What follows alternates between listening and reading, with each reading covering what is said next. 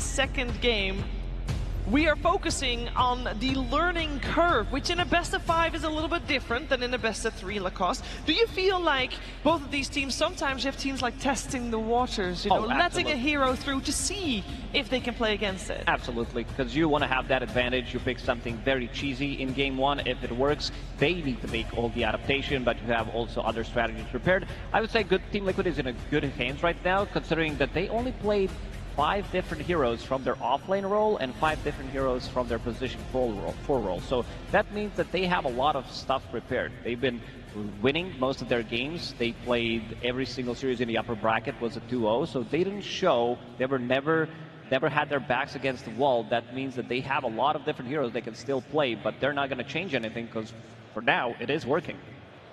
But that also means that 10 unique heroes from their offlane in Boxy and 33 should make it so that they are easier to focus within a draft. And that really does go back to the supports that Gameman went through. I think that if you can limit the hero pool of 1 out of the 2 in that offlane duo, you're making the draft and the game much easier on yourself. So, yeah, who are you going to focus on? If you had to choose, pick your poison, T. I mean, there's what, 5 types of poison you have to take, but I'd argue maybe because they have such a small pool, you know what's coming every single time, so find safe lane combinations that can at least play into it, right? Like Dyrachyo, he's played, of course, Alchemist, but it's getting banned out. I think like Razor's going to be pretty good for Dyrachyo if you could have pressure in lane. If you push back 33, I just want Celery and Dyrachyo to have kill threat. If kill threat independently is available, that's when the twin gate gets opened up. You then make moves, and I think that's what maybe Gameman was missing a little bit in that previous game. It could be that they were missing that. We're talking about adaptations being made, and of course it is Gaming Gladiators that lost that first game, so they will be focused most on making adaptations. And even though Team Liquid won, I do want to focus a little bit on those first 10 minutes, because Team Liquid winning, great, but I'm sure they did not like feeling like they did in those first 10 to 15 minutes, Lacoste. I'm sure they're going to try to avoid that. Oh, that's for sure. I mean, they were, what, 7k gold down in the first 11, 12 minutes. So they will try to punch back. A little bit of a misplay. Sometimes it does happen. You know, Nisha solo dying to Ricky, underestimating. I'm not sure if he played as many times this matchup. Casters also talked about it. They didn't see it in a really long time. So sometimes these forgotten heroes, you tend to be surprised by what they can do, especially with the small buffs throughout the last couple of months that did happen. I think that's a hero that they will think about for sure, especially if they get Nisha that puck in this game too. I would not be surprised at all to see Ricky banned out in that final phase, because even though Gameman did lose, they showed their hand there. Like, that was an incredibly dominant first 15 minutes. In 4 Liquid, they just did a great job at bouncing back.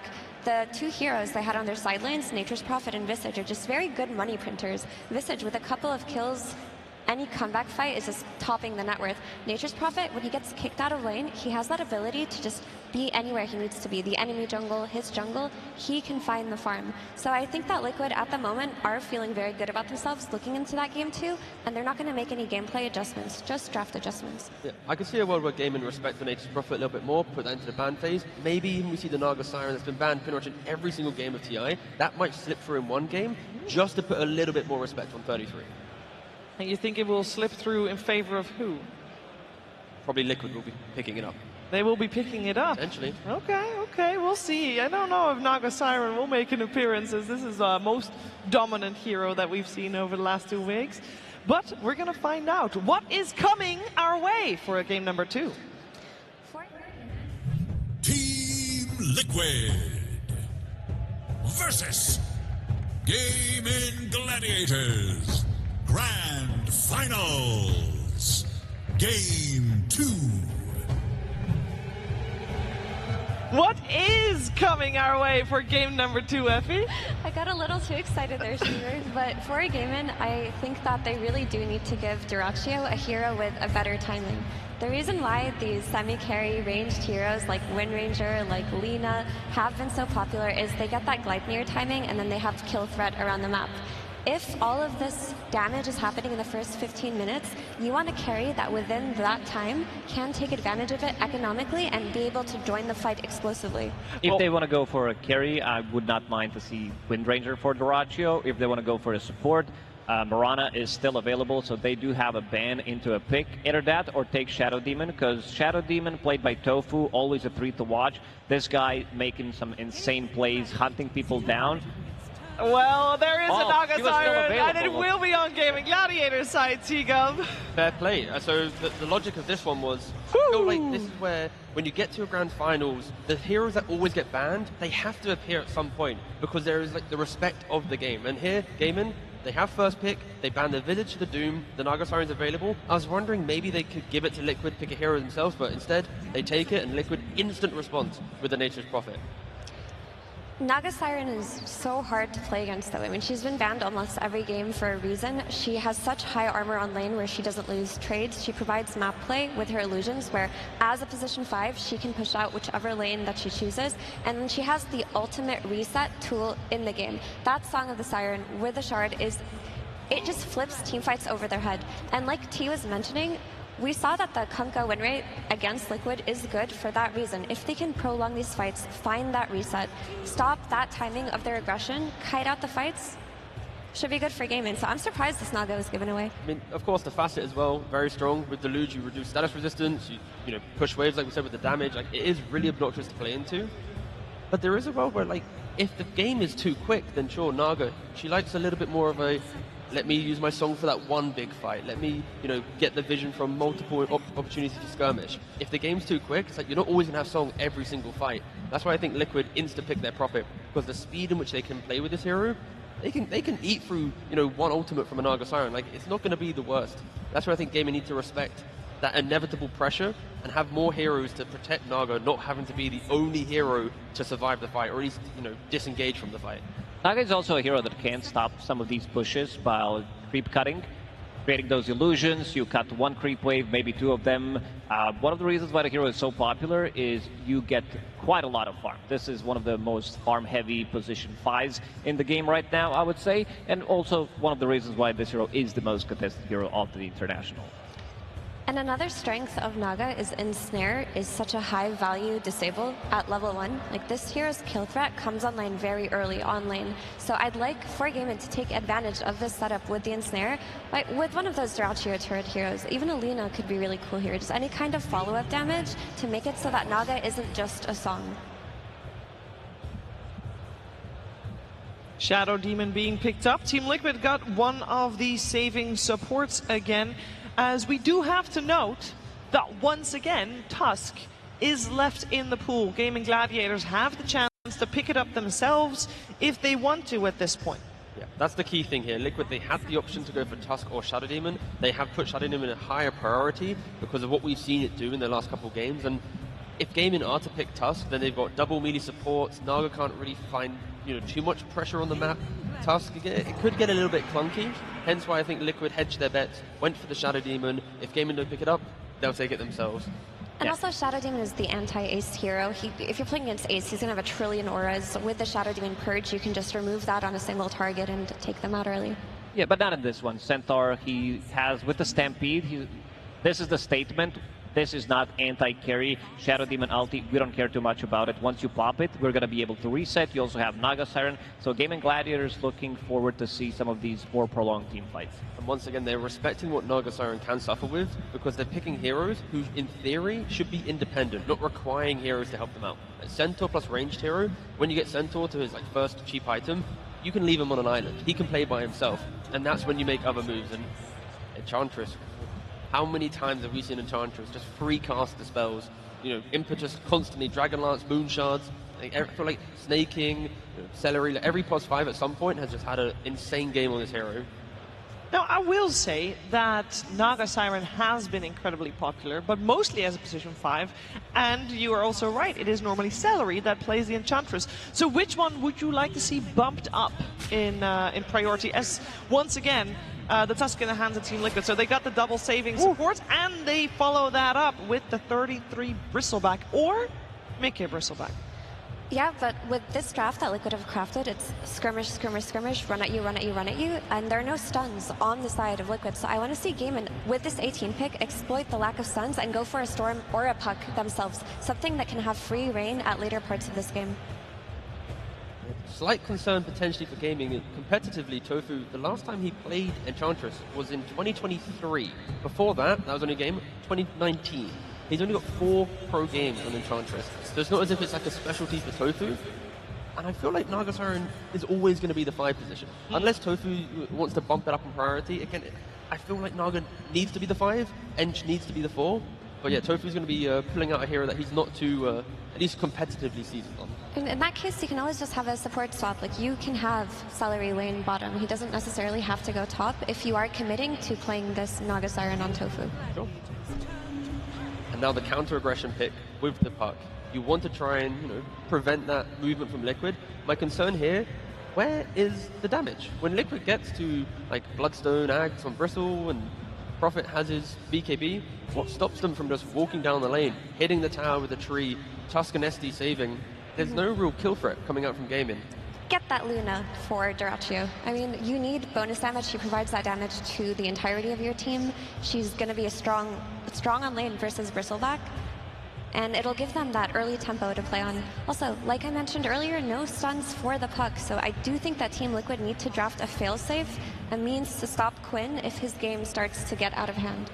I feel like I'd prefer to see like a Monkey King type option for gaming to take a little bit more fight. I'm worried like a Luna is a bit too slow, where after lane you play to the jungle and there's no real map play to be had. Invading stacks, like contesting is a key theme for gaming, at least in this one. Yeah. I wouldn't mind seeing some stunners from the mid lane for Team Liquid. Earthshaker definitely comes to mind. You're playing against Naga. There's going to be a lot more illusions. Instant stun against Puck. This is something that they did play once or twice against the same matchup. The other one is Tiny. I think this hero also works because you want to have some extra burst damage when it comes down to the Enchantress. Avalanche, great tool against the Centaur. And also you can toss somebody into the team. Bristleback is not answered yet. I just realized, yeah, Monkey's banned, so... well. But that type of hero, and along that line of that type of hero, Ursa banned out as well. We haven't really seen too much Ursa, but they are respecting the thought of, what if this core just blows up our Bristle? If we don't actually end the game in 25 minutes, does it not get pretty scary? And yeah, they're banning out these heroes that have that X factor, that comeback potential. And that is true. Voxy on Tusk is pretty free win. I like the Earthshaker idea you mentioned, Locost, or DK for Team Liquid. Just that stun, that ability to play off of an initiation that doesn't come from your Tusk will simplify the game for Liquid. It will really go a long way. Well, let's see. They have got still also half a minute left in their bonus time, where they can decide not just what to play, but what their game plan will be. And what Duraccio is going to play. That is the main question. I just want to get this out. Naga Siren, there's no chance it's going to play it as a core, right? No, she's not. Okay. This is going to be. I just wanted to get it out there. It's been a long time since Naga has been played as a core. Another option for Duraccio could be the Alchemist. That way they can play the Eng 5 and then just experiment. Okay, the DK does come out. They stole it. They took it away. I think this is excellent. And now they have a carry on Duraccio where he just buys Blink Dagger first, which is the item timing we talked about around that minute 15, runs in with his team, has the ability to take the towers, has the ability later on in the game to outscale the Nature's Prophet. Yeah, this was a good game where there's two types of Dragon Knight, right? You've got the Falcons type Dragon Knight, which is the high-speed Blink Orchid, or you have the scaling Dragon Knight with the Armlet into S and Y, and then you're like Daedalus Satanic, and you become the unkillable Red Facet DK. Potentially this time around, I'd like to see him go greedier to become the true core of the game, because if they do go active, they still have damage issues early on, so I'm hoping, for at least gaming's sake, it does feel like a flip on the script. They aren't going to be the aggressors on the map. It's about how quickly can you scale whilst dealing with Liquid. What you're describing is some K1. Yeah, I want K1 level DK, exactly. Yeah, because he was staying 5k ahead, and Tiny comes out, good solution, as we mentioned, great against Puck in the lane. You'll always have some kind of a stun cheap as well. Blink Dagger, this is something that they have been lacking. I see a lot of speed on side of Team Liquid again, and I think they're going to be hitting an earlier timing. Mickey on his Nature's Prophet, double save again. You can make quite a lot of stacks with these heroes, and Team Liquid, so far in this tournament, has been top 2 teams when it comes down to stacking. You have Tiny, who can clear the stacks, and most importantly, Bristleback. I think 33 in this one takes priority because once he gets down to his item timings, you did mention the Aghanim Scepter, the Bloodstone, SNY that's going to follow up later. I think this Bristle has a pretty free entry to the game. I think we've got Celery on Enchantress. We've seen him excel on that hero. We have Quinn playing versus the one threat of the Avalanche toss, Tiny. This should be a really great puck game if he gets a few support rotations to mid. He's got a bone to pick with Team Liquid. I think Quinn will take this game too. Dyrachyo has to ignore his team in this game. Stop playing the active carry that you've done in the past. I need you to focus up, just hit the creeps, become the K1 of Western Europe, and make sure that when the game gets tough, you've got 3-4 big items to bring to the fight. If you're not, then yeah, Liquid are scary as ever. I can't wait. I feel like this game, both teams will bring that aggression inside the game. Before we head to that game number 2 of this grand finals, though, we're first going to head over to the stage where Sir Action Slacks is with Coach CY. Thank you so much, my friends. Yes, we are here yet again with CY. CY, thank you so much for taking time with us. Now, we've been in this situation before, but a little different now. It seems like potentially a new Liquid. Were you guys kind of taken by surprise in that last one? Not really, I think. I actually think we did a lot of good stuff. I think we messed up some stuff as well. And I kind of brought them back in the game. Like, Visage gets a lot of gold, obviously, with the Facet against, like, when he starts getting a lot of kills. So, in the end, it gets pretty hard eventually. But I actually think it was our game now. Absolutely. Now, in a situation like that, where you believe that you got the game and then it kind of got away from you, what was it like in the booth? What did you tell these guys to get their heads back in the game? Because this isn't your first time in a grand finals, and you got to get their heads on right. No, I mean, like, I told them that we actually did the right thing, and, like, I think we comms well as well. I can hear the communications behind the scenes. So I think everything is, like, good. I think we just try to run it back and, like, stay focused and calm and logical, and I think it will be fine. Absolutely. You know, they say loss is the best educator. You guys seem to learn a lot on that one. You stole the puck, you banned the Doom, you denied the Dragon Knight. These guys have learned a lot from you as well. Anything left to learn about this team since we've seen you so many times before against each other? I don't know, honestly. Well, we'll have to see. All right, fantastic. Well, congratulations so far. We'll see how you do. Bump it up, my man. And we'll get right in to game number 2. Let's throw it to our wonderful casters. Thank you very much, Sax. Yes, it's time to get into the action of Game 2. Folks, some crazy stuff going on in the draft this time round. We're seeing for Liquid. They get that support duo again, the Tusk, the Shadow Demon. But over on the side of Gaming Gladiators, the Naga Siren gets through, a hero that's been banned over 100 times this tournament. It's crazy how so many adaptations happened in this game, right? It's 0 common heroes that Gaimin was playing from the last draft. Liquid, they get 3 that they played last time, and those 3, they did look super strong. Boxion and Tusk in particular was kind of running the show, made them just come back in that game after that 7K deficit that they had, just with some clutch saves and aggression. And yep, I mean, we'll have to see if this type of gaming strategy ends up working, because it is a bit different from the style that we've seen them run in some of these games in this tournament. Already seeing here setting up around the early action. No one going to find any fights off the back of the first bounty runes. But yeah, what do you sort of make of gaming's overall direction this time around then, in comparison to what they went for in Game 1? More scaling. They're going to be able to just play the game to the later stages and stuff like that. I feel like that last one is a very standard. They want to snowball out of control with this Underlord and Chen and just completely dictate the pace of that early first 20 minutes. But yeah, Liquid, they fought back formidably. This one feels like they can look to stall the game out, play more about that economy game and stuff like that with the DK. Just, is it going to work is a bit of a question. Because Liquid, they did switch things up as well. Even though they have 3 common heroes, they bring in this Bristle back that's not been played too much throughout this tournament. But I was looking actually just before this game started. 33 has been kind of playing it in quite a bit of pubs. And is there anything specific about the Bristle right now that you could imagine 33, is the reason why 33 feels good about this hero in this meta? Yeah, I mean, you're able to fight super fast. You thrive off of stacks, and he's playing with 2 of the better stackers in the game, the Shadow Demon in particular. And he's just able to park himself in front of towers and defend maybe some of these early aggressive moves. Well, level 1, though, could be a little bit vulnerable. The snowball save's going to come out for now, but 33 still getting brought incredibly low here. And they're trying to bait one another, and maybe Dyrachyo's the one getting baited in. Have up to, what, the 3 stacks of the Quill Sprays there, so Dyrachyo had to be careful.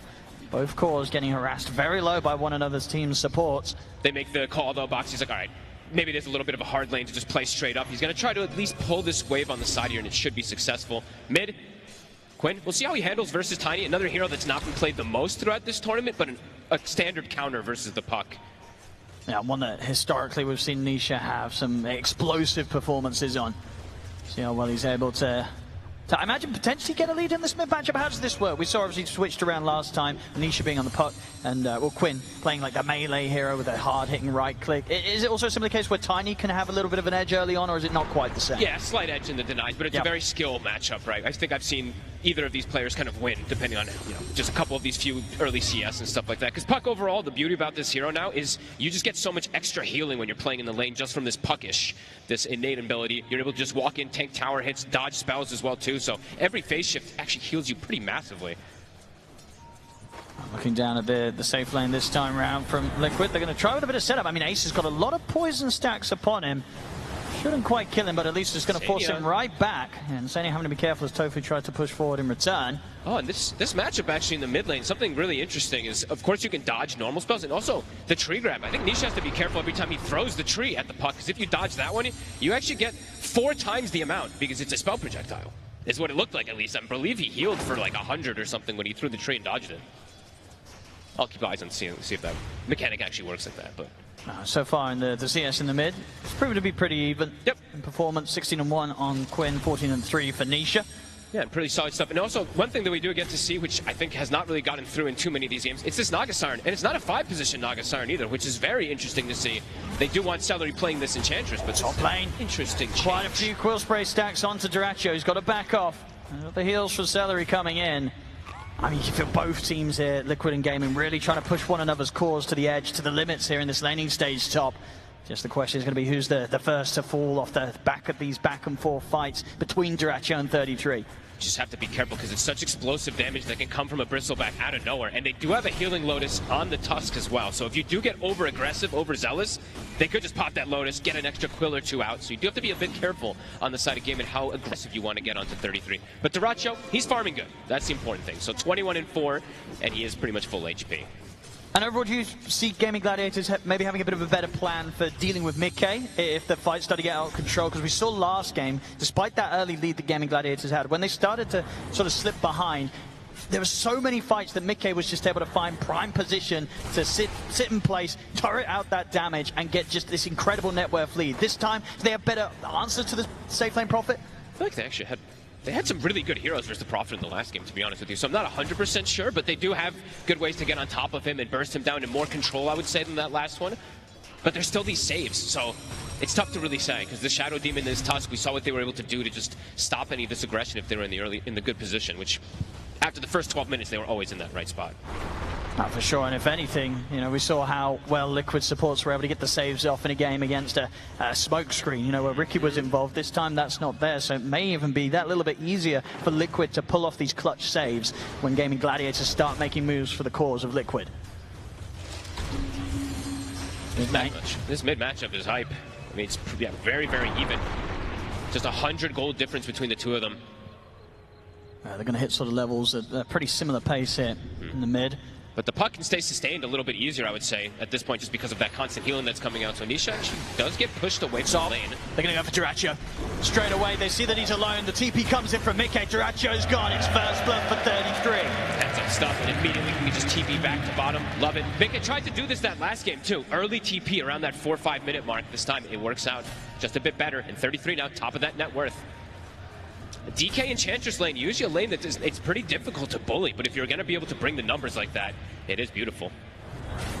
And in terms of the Naga Siren, right, one of the edges, right, with this hero is the presence in the lane. I mean, the question is, has Tofu been able to do enough in this laning stage? Because looking at the farm, not really caused any slowdown for mid-K. No, and most of the times when I've seen this hero played so dominantly, it's because you're playing with that ranged core in the safe lane. You're able to abuse either this ensnare plus reel-in combo with the deluge, and you get some early kills. So, yeah, definitely going to be a different kind of approach from Tofu and see what he's able to do. Right now, it's just him using mirror images to kind of block camps and manipulate waves like that, but it's not really having the effect that maybe they wanted to in this bottom lane. Yes, Ace is farming, but you're not really putting pressure onto mid-K. So Dyrachyo looks like he might want to go for an early move down towards the bottom. Oh, this is cool. They're actually bringing 4 heroes. So I guess this is the way they want to pressure, because they don't have the best dual pressure. They want to do this, but Voxy's reading the movement. Liquid seem to be relatively prepared for this potential play, or maybe they're just going to look to go aggressive first themselves. They do, they go straight over towards Just Tofu. centaur creep.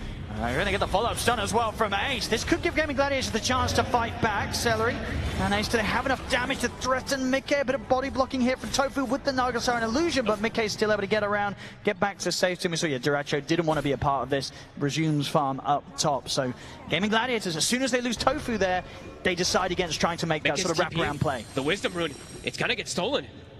He's able to just take down away Tofu. He's already limited He's got no way out, though. He's got no way out. Does he see him? He's sneaking. He's actually been able to juke perfectly outside of vision. I don't think Tofu's seen him at all. Celery, they see this with the scan. Celery's trying to catch him up, and Mickey's just waltzing past them. They see him, of course, now with the micro. I mean, surely he doesn't get away with this, Mickey. Surely not. Ace is looking to go get him now. Yeah, they're going to put an end to him here, Ace. Either. I don't know if he can do some crazy sort of sprout play. He tries, but the Coiling Blade's there. Ace will be able to slowly but surely catch him out and cut him down. So he gets the Wisdom, does cost him his life. Always painful to lose these Wisdom Runes. They're not really the most, I would say, the most level-dependent supports on the side of Gaming Gladiators, though, right? The level 6s aren't really that impactful from either one of them. Yes, the Naga Song later on will be, but early on, them actually missing out on that XP might not be the most atrocious thing. Because sometimes it's like a Snapfire that doesn't get a 6 super early, but these two, we'll see what type of result it ends up happening. Of course, the supports on Liquid, they're going to be super happy, and they're going to be very high level. So Boxy, he's already level 5. And in terms of some of the individual farm we're seeing at 33, he's getting quite a scary bit of space up top. Sure is. They're going for the surround play bottom. Duracho's got involved. Mickey is trying to TP on top, and Duracho's found him. In on top with the Dragon Tail. Gaming Gladiators, have they got any further cancel for the TP of Mickey? They don't. So they'll have to turn and sell for Boxy. Liquid, they get Mickey out. Heavy commitment, though. It is a Stampede plus a DK form to at least try to pressure tower and get a kill. Just get a support. And yeah, like you said, in the meantime, 33, he's just maximizing mechanics. Yeah, he's massive. Yeah, he's just pulling creeps into jungle creeps, stacking them up as much as possible. This is going to be an absurdly fast Axe timing for him. And we see the progress between the two mid laners, Nisha and Quinn, continues to be incredibly close. Dead even. Literally 8 gold between the two of them or something, or 9. My math was bad. But yeah, looking at 33, you've got to sort of ask the question, Gaming Gladiators, what's the plan with regards to this Bristle? Because at the moment, 33 is on track to get one of the faster Axe timings you'll see on a Bristleback this patch. I imagine it's just to get a really, really farm DK. Maybe at some point the Silver Edge later down the lines can be something they look for an answer, but I would imagine it's Duracho getting this armlet, getting this type of crazy type of farm to deal with him, because besides that, their damage is definitely quite limited versus a very farmed Bristle in the early game. And speaking of very farm Bristle, he does still have those stacks to go back to as well, which I believe is like a double stack and a triple on the Ancients. Yeah, that's insane. Actually, if things continue like this is going to be a completely insane Aghadim's timing. This game for 33. He's already half the way there. As you say, with stacks to the plenty, he'll be in a very, very solid time. And across the board, though, the 3 cores of Gladiators do have the tools to make plays. Definitely on heroes outside of the Bristle. So we'll see where Gaming Gladiators look to make their moves.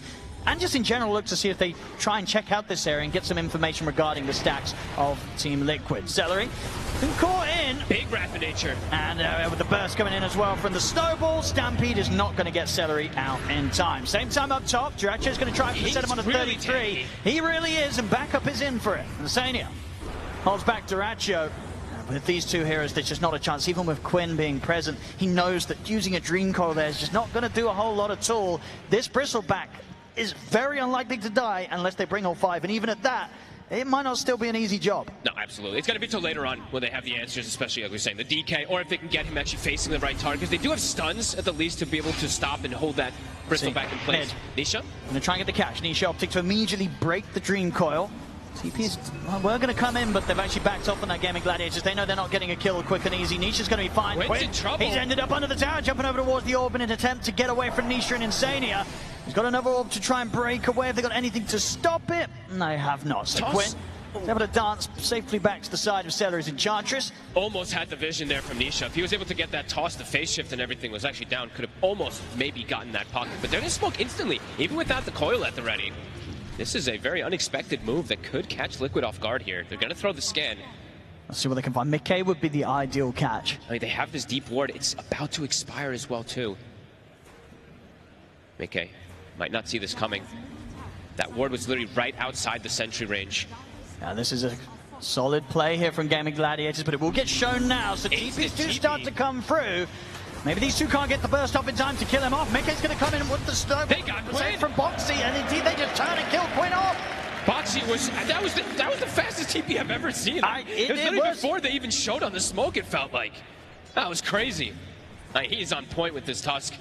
It looked like they were going to get away with it as well, if it weren't to be for this pesky Tusk. Boxy, save after save.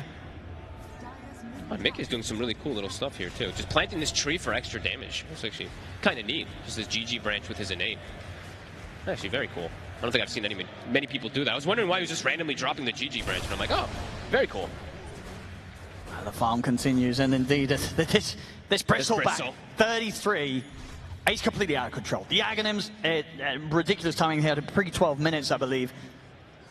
That's insane. And he's got the Voodoo Mask. Yeah, the spell life steal's already out on top of it. Overall, looking at the lineup of Gaming Gladiators too, nobody really wants to build a Vessel. I mean, Vessel's kind of a dead item right now, but no one wants to build Vessel, and Shiva's is not going to come down for ages, even if it does come out for something like Puck. So definitely going to be some problems that they have with this Bristle. I mean, for Gaming Gladiators, what sort of item timing or strength do you think they're looking towards to make their move this game? I think it's going to be pretty farm heavy, actually, on this side gaming. I feel like it's a very different strategy that they've gone for this game around. Usually they're around like 25-minute aura timings. There's a lineup where we may not even see too many auras come out from either side, let's be honest with you. So definitely a bit of a different kind of style game that it could lead up to these like late games, which I think we're all looking forward to, because we've had quite a bit of these games around like the 20 to 35-minute mark that kind of end. This one could get pretty late game if they end up playing just for this farm game, which for gaming, it looks like they want to.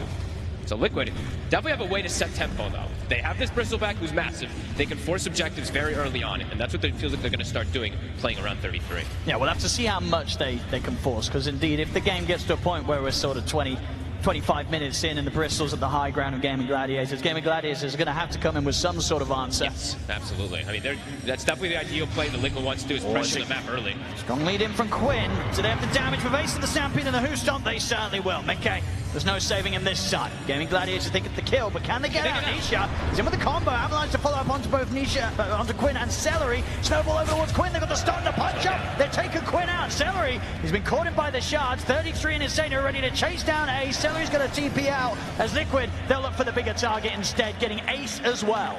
They'll get the trades. And the more advantageous ones, they do have to swing 4 heroes down here, so it's quite a bit expended. Duracho will be happy to be able to farm off of that timing. But Liquid, it's such quick reactions that they've been able to do here. And Nisha now at this point has a very large separation between him and Quinn. The amp damage rune already finished up onto him, or amp damage is on in for him, and he's going to have a phylactery pretty early on. So the scaling is also going to come from Nisha.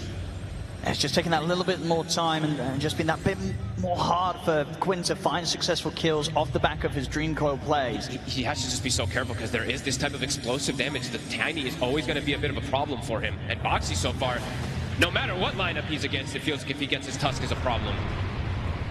It's a nice play there, Celery with the Wild Wing Ripper trying to tear himself away from Nisha. Nisha for now is going to continue to chase. They've got the TP coming in.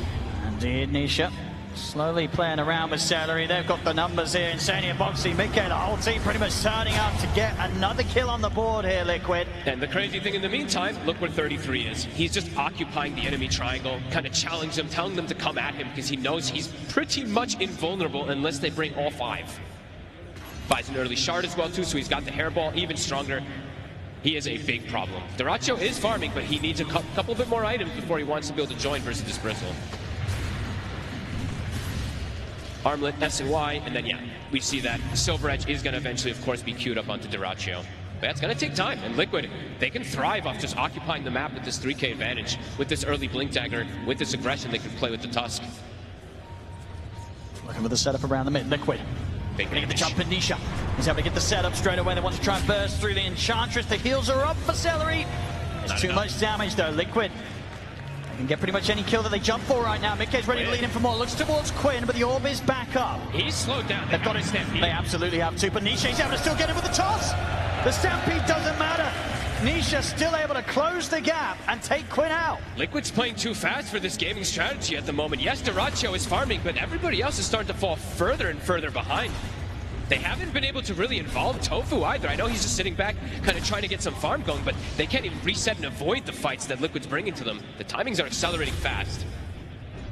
And they're losing access to so much. At 33, he just keeps taking away these Ancients. I believe they've been stacking some Ancients on their side, cleaning them up too. So they're farming, it feels like, 70% of the map. Gaming under a lot of pressure here. That Silver Edge, as you say, cannot come any sooner for Dratcher. He needs it yesterday, really, against this Bristle. I mean, once it's there, that will be the big test of whether Gaming Gladiators can bring together a fight to slow Liquid down. Yeah, but it's not just the Bristle, right? It's Nisha scaling. Mika is starting to get some scaling too, even though he's died twice. He is getting closer and closer to having his big item. He actually has it, sorry. So Gleipnir's already done, so Liquid can just keep looking to pressure. And Gaming could really struggle in the damage department to kind of dissuade and push them off these towers, or if that early Rosh, because Liquid feels like they have options right now how they want to pressure the map. Oh yeah, they're ready to get in under the tier 2 tower. If Nisha sees a chance to jump, he's going to be straight in for it. He's got an arcane rune in the bottle as well. He's got that phylactery, so that burst damage, it's there. They're going to start to hit this tower here. Tofu wants to try to slow it down, but you can see the way that Gaming's postured on the map. They don't want to go for a full-out fight around here. I mean, Liquid's going to have a pretty good idea that Gaming Gladiators are playing from this tree line. Indeed, Quinn and Tofu, they've just got to back right away up to the high ground, up to the base. There's going to be no defense outside of a fortification here. They'll push them back temporarily. This tower's going down. Oh, they actually lose the treant there. Whoopsie, Mika. Bit of miss micro. Quinn, again, sort of having eyes on this area of the map, but he can't really start anything right now. All he can sort of do is just sit back and watch whilst Liquid takes these towers. It's so dangerous for him to step up. Just because this tiny pick, it's honestly working wonders to just not allow this puck to have any type of opportunities in the map to split things up, going to get any type of that extra farm. Quinn is very poor right now, bottom of the cores. Really looking to be all on Dyrachyo. Yeah, it definitely is right now. And look at the positioning, like Celery. He's trying to find desperate places to farm, but there's a ward, and they will find him again. You just can't hide on the map right now from Liquid. They will find you.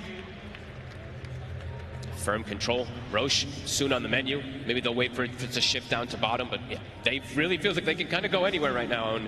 And of course, 33, he gets the Vampire Fangs. I know Sand Kings have been the ones kind of thriving off of this one, but this is definitely one of those other heroes that can become pretty much unkillable on top of already being unkillable. This just adds an extra layer. Yeah, they've just not been able to slow him down one bit this game. It's just been completely free for 33. It's 19 minutes so far. And Quinn, he got spotted for a second there. His orb. We'll just be able to split it up. They just have to keep so much distance between themselves and Liquid. And even at that, as we're seeing Liquid, for a good setup of Mickey TPing in and getting the catch with the Gleipnir, they can still find kill opportunities. So Gaming Gladiators, they're having to play so cautious right now. This is probably one of the, I think this might be one of the first times I've seen this tournament that Gaming is just full out split farming. They don't really want a full out fight, but Nisha shows. See if they can punish Nisha here on his own. He's got a regen rune. Backup is coming over. And they're killing this tiny. Nisha's ready to turn things around. Gaming Gladiators have got to run.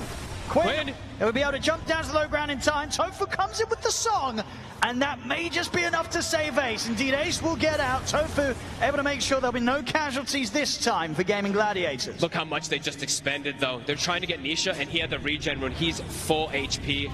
This tier 2, it's gonna fall. And it seemed like even if he didn't, I don't know if they were getting him there. Okay. They used the I mean, this is their high ground glyph. This is a dangerous one to use at times when you are behind like this. Let's see how much Liquid want to push it. Tower's gone. They're going to be tempted to maybe take the Tormentor first.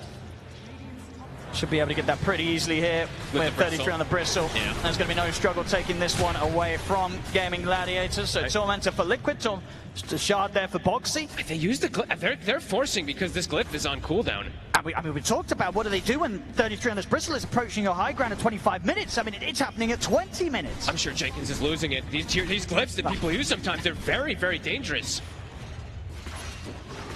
I've got the blink now on Quinn, but that's going in for action. It just does not seem appealing. No, they need the next item, really, on Dyrachyo, but the items are just flirting and too fast from Liquid. Roche, it's up if they want to go for it, but they're still looking to apply pressure around here, at least deny away this Wisdom Rune. And at the same time, just making sure that they keep the efficiency of Liquid. Absolutely. Nisha continues to clean up stacks in the jungle that are being made, and Mickey just finding completely free space on the other side of the map, far, far away from any chance of Gaming Gladiators getting out and finding him. And Liquid's Tricore is looking beautiful. And overall for Gaming Gladiators, they kind of are in this 4 Protect 1 a bit for this DK because of how hard the Pucks game has gone. Yes, Pucks can scale, but right now Quinn is in a very dangerous position versus this Tiny. Dyrachyo tries to get out with this early play, but Sentry's already laid down. They're already prepared for it. And of course, at this stage, still just the Shadow Blade alone. He's quite a bit more once he's got the fully fledged Silver Edge. So for now, the farm just has to continue for Gaming Gladiators. Quinn? They want to, Liquid just wants to force it. The Glyph, it's still on cooldown for some time. I mean, it may be at a point, maybe Gaming Gladiators just have to let this set of racks go. It might feel like it, yeah. It's a tough call to make, but in reality, what do you have right now you can't to stop this push? bristle. You cannot touch this bristleback. And Quinn's here, but outside of an illusory orb, that's about it really when it comes to the defense. Tofu just nearly getting cleaned up by the Nature's Wrath. Boy. Hey, their axes are just gone. They just don't have the defense right now. They don't have the answer. They have to let Liquid take that full set. Dangerous times here for the side of game, and it's pretty much all on Deracho at this point now, if the Silver Edge is even going to matter now. Because like you said, it's a tri-scaling core lineup here for Liquid. They can go back for Roche and look to probably continue this pressure here. And they just have so many saves as well. If Deracho is able to kind of get in and start off the action on a core, it's incredibly likely Boxer and Insania, they're going to get the saves off. Sure, Gaming Gladiators, they've got some ways to get to the back lines between the blink of Ace and the blink of Quinn. But finding both of Liquid's supports, it's not going to be easy. No, and it's the thing is, too, is that these heroes are not squishy by any means, too. I'm just still looking at damage. Yeah, they'll have break, let's say, right, for the DK on this DK for this Bristle. But Tiny has 3,000 HP. Bristle also has like 2,600. The Nature's Prophet is also incredibly tanky, too. They may be able to focus fire one target, but it feels very difficult for them to bring down all of these heroes. And Liquid is also, they've been gathering Lotus's own. So on top of having this tankiness, they have a greater healing Lotus as well in the Shadow Demon to limit even more of that damage that Gaming Gladiators is lacking. They're going to keep this pressure going. Celery? To put the Stampede. And Gaming Gladiators, they don't want to lose even the supports at this point, just try and stop the bleeding. Glyph is back up to Deracho in a dangerous position up here. It's going to be another objective that Gaming Gladiators, they're not going to want to do anything about. There's 4 minutes still left on this Aegis too. Liquid can look to continue pressure. They do have to address the lanes a little bit here, but Mickey, he can always just back up and join his team. 33's forcing it. The strategy right now is working beautifully from Liquid. Ace has bought it. I mean, they need this type of healing reduction, right? So a Shiva's on a Centaur. They need to try to fight and push this back. They cannot lose another set. These are the two big item timings. Ace with the Shivas, and now Deracho with the Silver Edge. They're going to try and start off the action very quickly. They'll be able to take the Aegis out of 33's hands. That's the one. Foxy and Mickey will turn their attention over towards Ace. He's able to put the flame out. So for using the song, Gaming Gladiators, they're going to consider if they want to do something aggressive or if they want to hold back. They'll step off to the side of the fight for now. Oh, he's going to get caught by the opening. Someone will get dragged to the side here by the Drinky, but it's Dream Core down on the three of them. Deracho and Celery trying to bring the damage. They're doing a lot here. Bring the load of the safety. Sure, they're going to be able to take down Box. 33's going to get pumped up by the heel of the Lotus, steadily from Insania passing it over. 33 will be able to back away, but Gaming Gladiators, they'll continue the chase. Orb comes in from Quinn. They're in onto Insania. 33 and Mickey, they're looking to bail out of the fight. Deracho, can he get us off in time? He can't. The two cores will get out, but Gaming Gladiators, a successful defense. The big items come in just in time. Between the Shivas and the Silver Edge, it gives them the extra bit of power to push Liquid back. It was exactly when they needed it. If they didn't get these items pretty much at that exact moment, these Raxes are going down. And it does seem to catch Liquid off guard there. Nisha, a very overzealous blink forward, gets himself caught in no man's land. We'll see again here. Like, watch this jump from Nisha. This was very, very dangerous. Because it just puts his team in position where they can just get gone on afterwards, and they have to kind of react to try to save him, and it ends up setting up Quinn with, I think, a 3-man Dream Coil. Yeah, immediately what Deracho finding him with that Dragon Tail stun as he gets caught in the front. I mean, just that whole sort of start where Tofu uses the song to allow them to back off. You know, they were ready to hold back and not do anything, but at the same time, they were also ready if Liquid were to go that little bit too deep and make that sort of aggressive play, and that indeed was what ended up happening. They get punished, Liquid. Gaming Gladiators, taking away some of that lead. It's big. That's what their lineup was about. It's not the standard Gaming Gladiators lineup that they usually go for. It's a much more scaling one. They do need to be able to protect themselves for these next... I mean, the pushes are going to continue coming, so they just have to be prepared and make sure that Deracho stays at this top net worth. Because yeah, I guess that's the question. After that sort of defense, you know, if you're Liquid and you get pushed back like that, you don't have the Aegis anymore. You're going to have to wait a long time until Roshan's back up. What's the game plan? Can you afford to sit back, or do you have to keep your foot on the pedal and go again? I think you want to keep your foot on the pedal. It's probably just playing around like one of these extra BKB timings, though. When you see that type of pressure play come happen, you're like, okay, our Tiny will go BKB probably, and then also the Bristleback just to be able to force the issue or force the next Roche fight. And they do have at least the one on the Bristle. I see Nisha, he still went a little bit greedy. He did go Echo Saber instead of the BKB just yet. But they do have a triple BKB timing, so I'd imagine, yeah, they still want to look to pressure. Gaming, they just want to keep looking to scale, but they can't fight if it comes to their high ground. Duracho feeling more confident now to farm in some riskier positions on the map. I'm wondering if he does want to go down this Satanic route, or if he does feel like he wants even more damage. Both feel good. Smoke play from Liquid. They're ready to try and see if they can get a catch outside of the base that could lead them into the possibility of pushing for the high ground once more. So it's 2 BKBs. They have lanes in good position too. This bottom lane is always going to keep pushing in because of that early rack that they got. So looking to swing and catch somebody, but Gaming, they're ready for this. Prepared inside the base, just using the illusions to split push. I guess the question is if they themselves want to go for a play in return. They do have smokes available on Celery. They've got a nice little semi-push going up top with this Dark Troll Summoner. They will use the Glyph on the side of Liquid to stop it. Looks like they do want to at least deny around this Wisdom Rune again. They want to fight on the side of Liquid with Gaming. They are smoked. They want to go as well. They're going to have to wait a little bit of time for the Elder Dragon form to come back up for Duracho's. 30 seconds, so have it kind of comboing in with the ending of that smoke. And look at the neutral item that Duracho chose too. I mean, he's just jacked up on the armor. He gets the Craggy Coat. Not usually the most ideal for the damage potential, but he's sitting at 45 armor or more. That's fair. It's a whole lot of physical coming out from Team Liquid. For sure. So start to tentatively head out to the base, Gaming Gladiators, but for now, Liquid very much elsewhere. As the minutes close in towards the next Roshan respawn. And by the looks of it, I think, yeah, Liquid, maybe they do just wait for this to come in return, as they know after that last attempt to push high ground, it didn't go too hot for them. Got to be very careful about how they go for it again. They're regaining that lead. We're starting to see that net worth grow once more, backed up to a 5k lead for Liquid with these more passive moments. Always inside the base, though. It's more dangerous than those like outside fights when you're diving, committing forward. So around that Roche fight in 2 minutes or so, that's probably what Liquid is looking for, like you were saying. The BKB still will be stalled out from Nisha, but Nisha did find himself a Nemesis curse. So Duracho looking at some of these the Silver Edge touching onto 33. He can. The Dragon Tail's done to follow things up. Who's some of the saves there? Snowball's in and Boxy's ready to help turn things around. TP comes in from MK. They're going to look straight over towards Tofu, try and get the squish kills first, and with the BKB pop by Mickey, he can continue to punch into Tofu.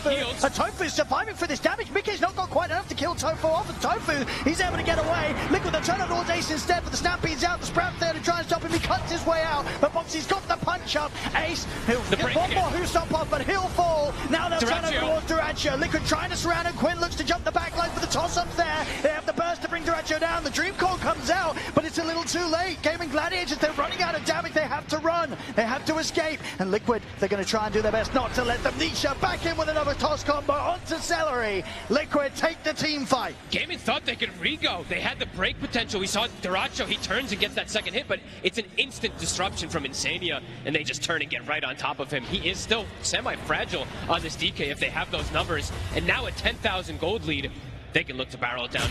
They can look for another lane here. They certainly can. No need to necessarily wait now for the Roshan respawn. 33 at level 20. Storming down the mid here, and Tofu's trying to cut sort of the waves with the illusions, but Liquid can quickly clean through those. Bloodstone's about to be finished for him too, so I mean, you didn't kill him yet. You killed him the once on the Aegis with the Silver Edge. The Bloodstone's going to make it a lot harder. Quinn trying to stall things out. Backdoor kicks in for a second here. Now they really don't want to have to use Duracho's buyback. 20 seconds until he's back, and they've got the fortification, so they should be able to push Liquid back without the presence of the DK. But another flurry of items going to come out, and I believe they also lost their gem in that last engagement. Celery, he had it for what, 5-6 minutes or something. Now they have it on Insania. So overall, all these wards that Gaming did place with that type of outside movement, they're all gone. So the vision is completely gone from them. The map is dark. And that Roche, it's going to be potential soon. Let's see how quick the spawn is. Gaming have to be prepared. McKay's got his next item done, the full Silver Edge. So in a situation where we saw, that last team fight, a bit of a messy start in where they were trying to focus Tofu, but they didn't quite have the damage to bring him down. With that extra bit of damage the Silver Edge brings, should be a little easier to dispatch at the supports during the Song of the Siren if Mickey gets his BKB off first. And now they can, to be honest with you, they might be able to do initiations onto a DK. If Dyrachyo shows himself aggressively, there could be a tossback, a break, and this DK will look very fragile. So big damage increase coming out from Mickey. Gaming have to be positioned down here. They have to be ready for the Roche spawn. Trying to get ward control. They absolutely want to contest this. Liquid. They're sneaking in. They've got the vision. And he's in the opening. The Avalanche toss combo straight away, bringing him down to about 10% HP here almost on the puck. Quinn, he's got to get out. He's dead. But Foxy's in with a punch up. Quinn's out of the fight. Celery, he'll try for the TP out. They got anywhere to stop it. They don't. So Celery will live, but that's Quinn out for a full minute. It's no hesitation. The second they put the ward down, it's an instant jump. They got dropped, what? It was like 10% HP just from the combo from Nisha. There's no way that Gaming can react in time. That Roche, 15 seconds, but they'll have more than enough time to get it.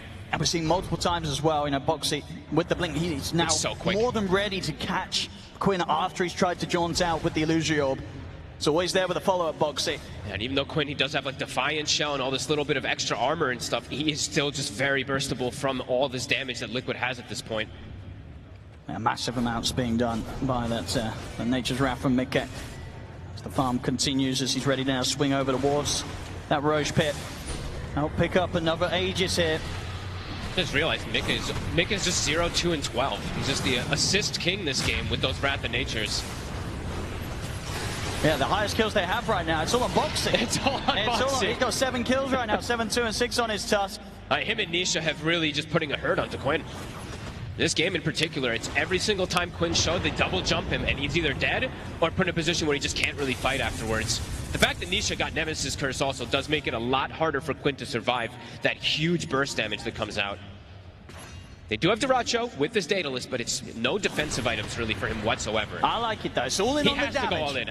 All in on the damage here for Dyrachyo. It is really a 4 protect 1 in the utmost, so he needs to just go all in on this. And this next fight, it's probably the most important one for them. Yeah, if he gets to freely attack, you cannot underestimate how much this dragon's going to hit hard. And they have the buff ups, right? I believe Tofu did finish a Flads as well. They had the Solar Crest from the last fight too, so just throw everything onto him and hope for the best. See what they can get. This is going to be into 33's Aegis. And 33 with that Bloodstone that was finished up on top of the other items that he's got now. He is even tankier, and there is a double save as well too, so they need to find the back line.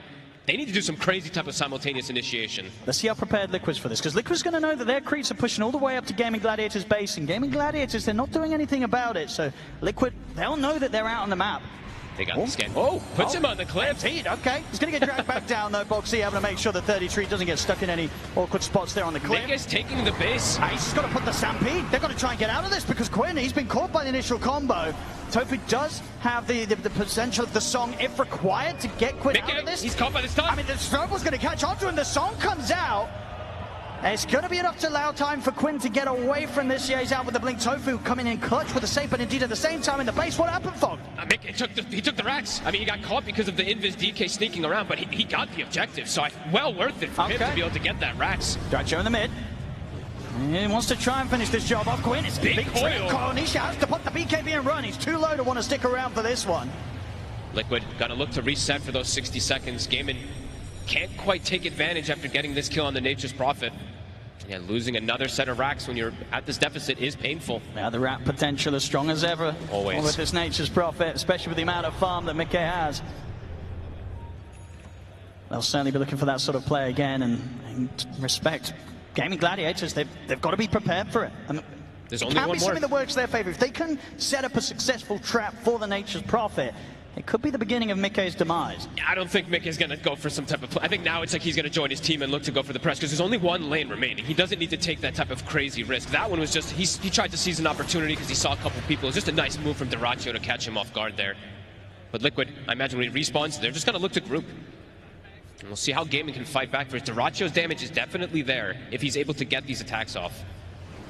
New neutral item soon, too, would be quite nice for him. I know the Craggy gives him some defensive capability, but we all want just full-out aggression for Duracho. Yeah, going to go straight for that Ags after the Silver Edge, and now over towards the Tormentor. They'll be able to take this one. The smoke comes out from Liquid. They want to make the most out of these final couple of minutes of 33's Aegis. 2 minutes remaining on it.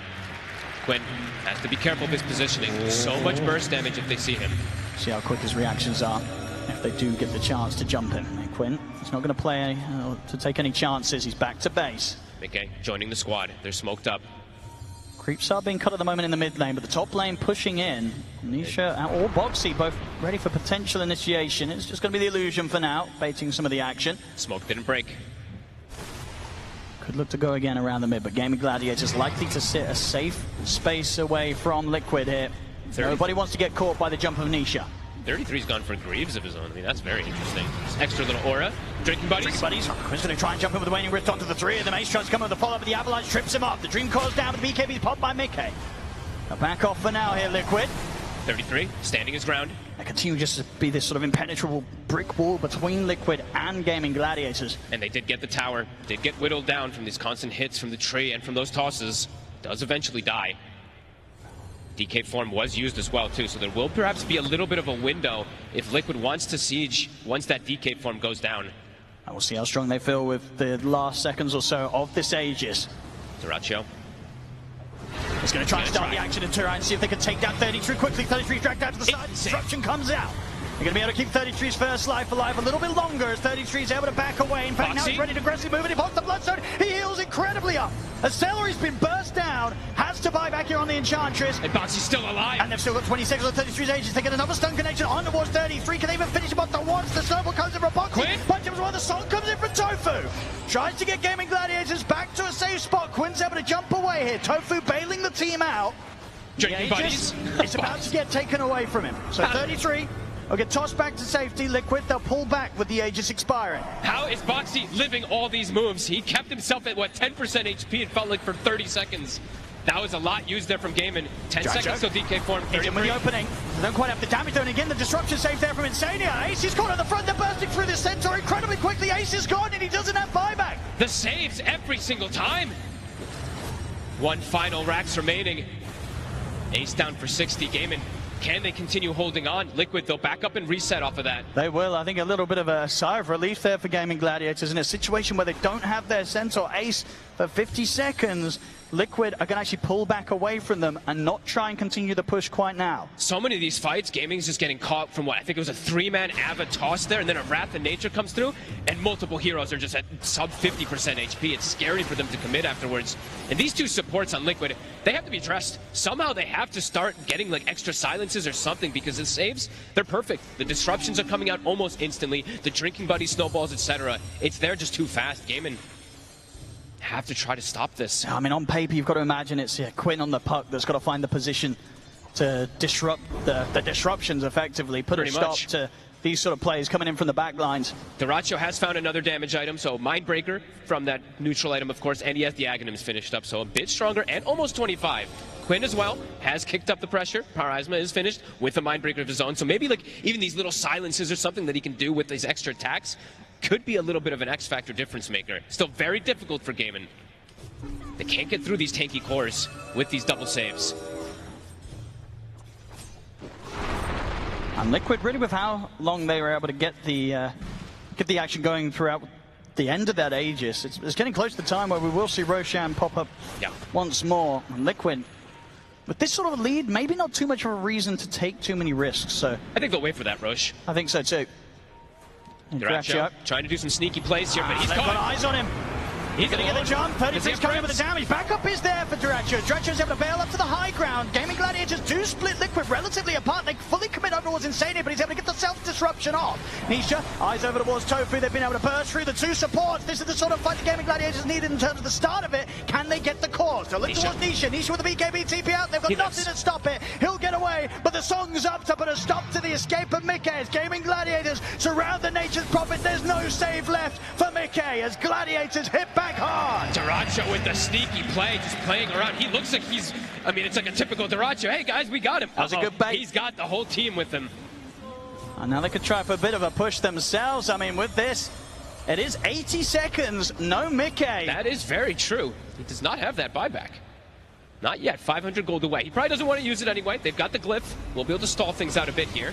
It is okay, still 1 minute and 45 seconds for the Roshan. So when he's back in, Liquid will have the full lineup back in force. That could have been a pretty crucial moment. If it was one of those instant spawns, Gaming could have potentially snuck Check this out again. I mean, you're absolutely right. Duracho, just kind of going for the bait play here, and Liquid, they kind of take the bait. And they took the fight, too. I was watching Mickey attempting for some split push, potentially. It seemed like sending his trade, but he made the call to join. So they thought that they could probably take this fight, but overall, positioning from Gaming was a bit too superior with that song that isolates Mickey afterwards. And the damage from Duracho, it's getting pretty scary. And Mickey, and that BKB just not lasting quite long enough to allow him the safety to escape. Comes to an end, and Tofu's got the answer. 1 minute till the rush. They're going to check it out. They wish it was up immediately. 20 seconds, Mickey. Liquid still got to make the smoke out. They don't have the same information, so they've got to at least get something. They've got to poke their face there to see. AC was finished for Nisha. I may have the net worth lead, but Gaming Gladiators certainly have the position advantage here. Duracho. He's going to find 33 to start things off. He's going to try and open the play. There'll be an avalanche that trips up Quinn straight away. Quinn, he's got to be careful. Burst down about a third of the HP. Backup comes in from AC straight over towards Insania. The coil's there. Quinn, he's been able to isolate the two supports on the back line. The Duracho, he's bringing in the damage. They're taking down Insania. Boxy getting low. He'll get another snowball off though, Boxy. They've finished off Tofu. Buyback comes in from Quinn. Snowball over towards Celery, but Boxy had to blink out. Still alive somehow on this task. 33 pops the BKB, tries to perform, but Mickey's actually blocked 33 off it inadvertently there with the Sprout. Goes for Duracho, but Duracho is able to get over this sort of area of the map that Liquid, they can't traverse quite as easily. He's trouble. Breaking away from them, but they've got the chase down. They've got another set of catch with the Sprout, and Mickey bringing in the damage. Liquid, they push for the fight. They get the combo onto Quinn. He's run out of orbs to jump to. He's got it back up in a second, but the crit comes in there hard from Nisha. Quinn, it's a die back on him. Liquid, they push for the fight. They take it, and they're straight into the Roche pit. Nobody else is doing damage but Duracho. At some point, he just can't do it on his own. These 3 tanky cores, they sustain through all of it. With that buyback coming in, Quinn actually buys back, TPs to the top outpost, and goes through the twin gate to try to get involved because he got picked off very early on there. This avalanche from Nisha was absolutely absurd. It kind of read the play and broke that initial go that Gaming wanted to get to try to pop Duracho. And there you see Quinn, he does get punched up and brought down, so they have that number advantage for good amount of time so many in this fight. Times in this game, we're seeing Boxy just living on a slither of health. Unbelievable and getting to play out another multiple sets of his abilities. And this gives them the chance for Liquid to re-engage. And at this part of the fight, you know, Quinn, as you say, buying back, it's just not enough to shift the tides of the team fight. No, it takes him too long to get there because it's not like it's his outpost bottom. He had to TP top, go through a twin gate. It took him an extra 15 seconds or so to re-get inside that fight. And now Mega's been claimed. Liquid, they have 45 seconds. They're pushing on. The fortification comes out.